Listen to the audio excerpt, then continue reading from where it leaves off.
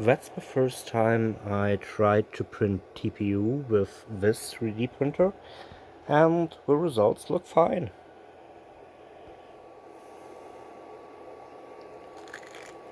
The print is very flexible,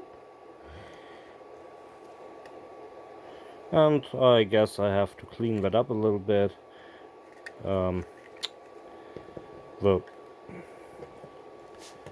The brim did not